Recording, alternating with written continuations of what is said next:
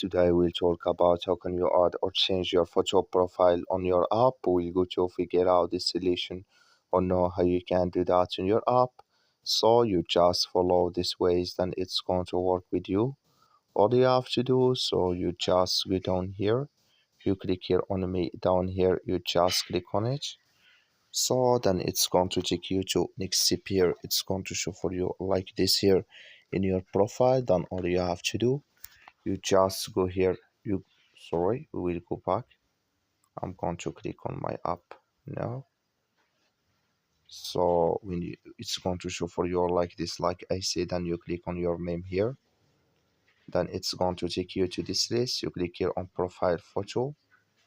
Then here can you take a photo from your camera, and here can you select it from the album.